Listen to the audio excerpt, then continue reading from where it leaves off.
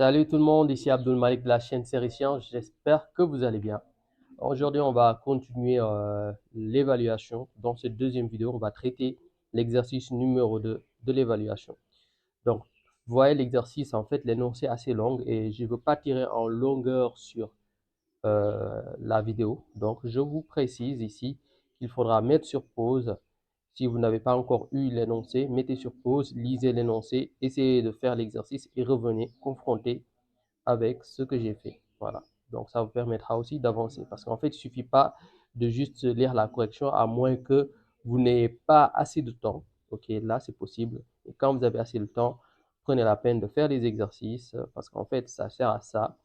Cette chaîne sert à aider les élèves. Et donc, pour aider les élèves aussi du mieux possible, les élèves doivent prendre conscience qu'ils doivent traiter les exercices. Mais d'autre part aussi, prenez la peine de regarder intégralement les vidéos parce qu'il y aura parfois des sous-titres que je vais ajouter, ok, par rapport à des points que je ne vais pas détailler en direct dans la vidéo. Si vous faites bien attention, donc on peut commencer sans plus tarder avec l'exercice, en partant ici par le numéro 1. Ok, tout d'abord, vous avez la partie AB qui est lisse et on demande de calculer le travail du poids du mobile sur le trajet AB. Donc, considérant que la piste est lisse, par conséquent, il y aura ici deux forces qui vont agir, à savoir le poids et forcément la réaction. Donc, pour faire simple, on va agrandir le schéma à ce niveau. Vous avez en fait le trajet AB qui est là. Et à ce niveau, vous avez le solide, ok, le mobile qui va se déplacer le long de AB. Ok. Et donc, il va subir forcément l'action du poids. Et on nous demande à ce niveau de déterminer le travail du poids. Comme il s'agit d'une descente, le travail du poids, c'est positif. Et donc, travail de P est égal à MGH. Ce qui, en fait, nous permet d'avoir cette relation avec H ici, qui ne sera rien d'autre que le côté opposé par rapport à l'angle alpha. Donc, H, ce sera l'hypoténuse, à savoir AB fois sinus alpha. Donc, on a travail de P est égal à mg AB sinus alpha. Et on fait le calcul. On peut remplacer mg AB et sinus alpha par leur valeur. Vous avez en fait M qui est égal à 500 grammes, donc 0,5 en convertissant en kg. Ici, l'intensité de la pesanteur, c'est 10 newtons par kilogramme, donc 10. Et vous avez ensuite AB qui est égal à racine de 3 mètres, à savoir L est égal à racine de 3 mètres. Et sinus alpha, quant à lui, qui est égal à sinus de 60. Sinus de 60, c'est racine de 3 sur 2. Bon, on y viendra après. On fait le calcul, on aura 0,5 fois 10 fois racine de 3 fois racine de 3 sur 2. En faisant le calcul, 0,5 fois 10, c'est 5. Racine de 3 fois racine de 3, c'est 3, donc 3 fois 3. Et racine de 3 fois racine de 3, donc 3. Et là, vous avez sur 2 ce qui vous fait 15 demi. Ok, si vous voulez, travail de P, écrivant de manière intégrale, c'est 7,5 joules. Le mobile qui va continuer son trajet sur la partie BC. Et sur cette partie, vous avez en fait l'existence de forces de frottement représentées par une force, voilà, symbolisée par petit f vecteur, tangente au plan et dont l'intensité est égale à 50% du poids du mobile. Donc 50%, c'est la moitié en fait. 50%, c'est la moitié, donc c'est la moitié du poids du mobile. Le mobile effectue un trajet BC pendant une durée de 10 secondes. Calculez le travail et la puissance de la force de frottement sur la partie BC. Bon, là c'est assez simple. Vous avez BC qui, en le regardant attentivement, en fait ici, est en fait intercepté par un angle bêta. L'angle bêta, on l'a dit ici, c'est 120 degrés. Ok. Donc à ce niveau, vous avez ici un mouvement curviligne. Donc, s'il s'agira de déterminer le travail force de frottement, travail de F, ce sera, comme d'habitude, moins F fois BC. Mais BC, en fait, abscisse, voilà, BC, abscisse curviligne. Okay? Et BC, abscisse curviligne, ce n'est rien d'autre que le rayon, ici, le rayon par rapport ici à BC. Le rayon, ce sera par exemple le rayon R si vous voulez, ou bien OC. OC et OB sont tous les deux des rayons parce que là, ça représente une partie du cercle, c'est même un tiers du cercle, d'un cercle, voilà, de centre O, ok, fois ici bêta. Bêta, bien sûr, qui sera en radian. Voilà. Donc là, vous avez bêta qui est égal à 120 degrés. Donc pour déterminer en fait bêta à radian, il faudra faire 120 que vous divisez par 180 et que vous multipliez par pi. Donc arrivé là, vous voyez bien que vous avez 120 et 180, vous avez 12 sur 18. Vous avez encore à diviser par 6 parce que 12 et 18 sont des multiples de 6, ce qui nous donne ici 2. Et là, ça nous donne 3. Finalement, on a bêta en radian, c'est 2pi sur 3. Donc, le calcul est vite fait à ce niveau. On peut à ce niveau dire que travail de f sera égal à moins f, ce n'est rien d'autre que moins p sur 2, parce qu'on rappelle déjà que f est la moitié de BC, et BC, ce sera R, à savoir le rayon, fois 2pi sur 3. Voilà ce qu'il faudra faire à ce niveau. Maintenant, pour ce qui est du travail des forces de frottement, j'ai remplacé ici P sur 2 par son expression parce que P c'est M fois G, 0,5 fois 10, ce qui fait 5 newtons. Donc P sur 2 c'est 5 sur 2. Ensuite, je remplace ici un rayon qui est égal à 30 cm, donc 0,3. Et en fait, 2pi sur 3. Ce qui me permet d'avoir ici, travail de F est égal à moins 1,57 joules. En petit b, nous continuons pour déterminer le travail du poids. Et là, vous voyez bien que le point B et le point C ont la même hauteur, ce qui veut dire que, en fait, la différence d'altitude sera nulle. H est égal à 0. Donc, en fait, travail du poids sera égal à 0. C'est tout simplement ça.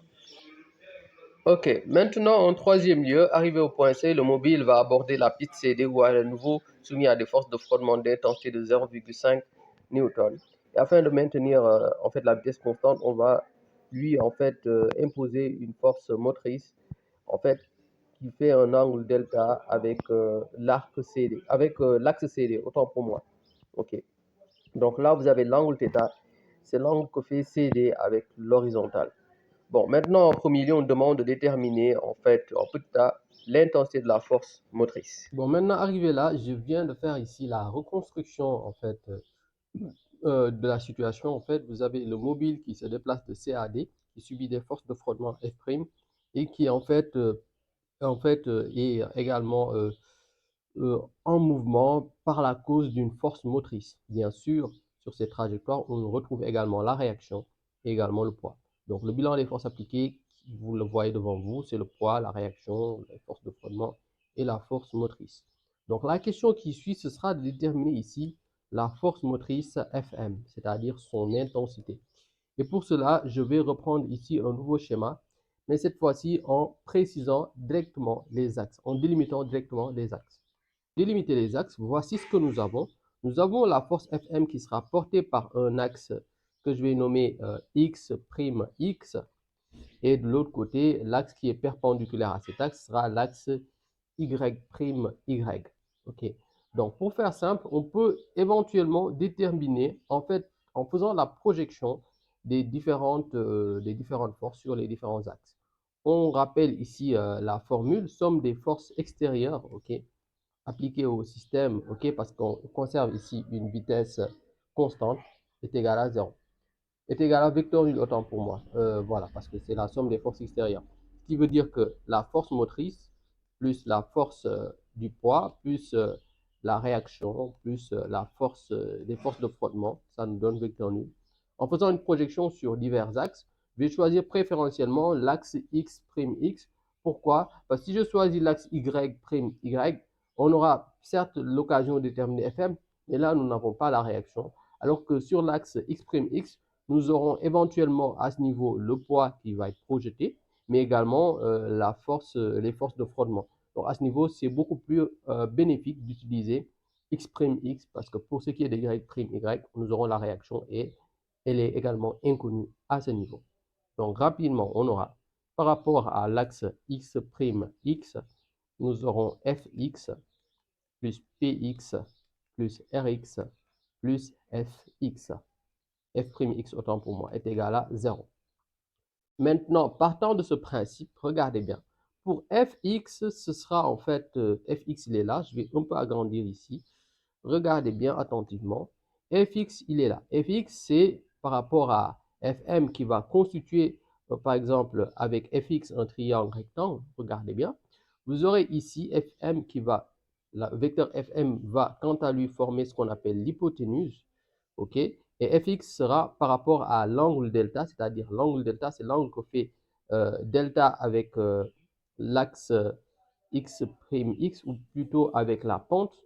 Cet angle par rapport à delta, en fait, ici, fx va être en fait son côté adjacent. Par conséquent, fx sera, pour déterminer fx, on va partir par le cosinus de delta. Donc, ce qui veut dire que fx, ce sera fm, l'hypoténuse, fois le cosinus de delta. Donc, on aura fm cosinus delta plus px. Et px, il est là. Donc, vous voyez bien, px, il est là. OK. La projection sur l'axe des ordonnées de p, sur l'axe des abscisses de p, c'est px à ce niveau. Maintenant, regardez bien attentivement. On va préciser ici que px, c'est aussi ce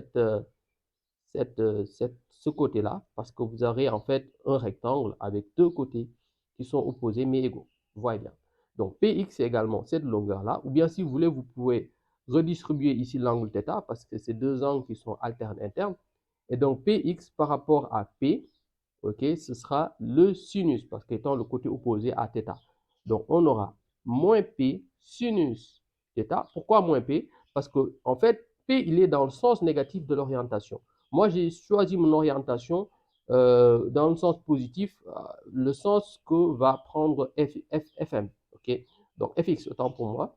Donc, vous voyez bien, ce sens positif, il est dans le sens. Okay? Le sens positif, il est ainsi. Et le sens négatif, c'est le sens opposé. Donc, ce qui fait moins P sinus θ. Et pour ce qui est de Rx, il n'est pas sur l'axe des abscisses. Donc, ce sera 0.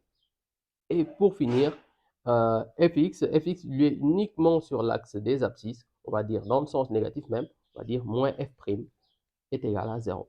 Partant de ce principe, on aura fm cosinus θ, cosinus delta est égal à p sinus θ plus f, et donc fm sera quant à lui égal à p sinus θ plus f sur cosinus delta.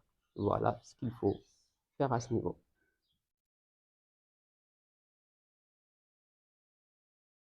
Maintenant, on peut faire ici l'application numérique. Partant de ce principe, on aura 5 sinus 30 plus 0,5. F' c'est 0,5 newton. Et puis on l'avait, je pense, calculé. C'était 0,5 fois 10, donc 5 newton. Sinus delta sinus 30 plus 0,5 sur cosinus de 15. Bon, delta est égal à 3,1 newton.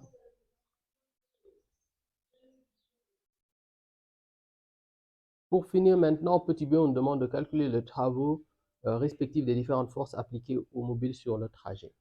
Donc, regardez bien. Vous avez en fait les quatre forces, la réaction, la force motrice, les forces de frottement et le poids. D'abord, la réaction, son travail par rapport à cet axe sera nul parce qu'en fait, R est perpendiculaire en fait à l'axe du mouvement. OK, donc là, c'est bon. Travail de R, c'est 0. Travail de F', ce sera moins F fois la longueur de l'arc, plutôt la longueur de la piste CD, ce qui nous donne ici moins F fois CD.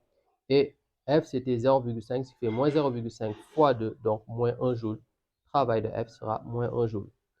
Pour ce qui est du travail du poids, ce sera moins mg h'.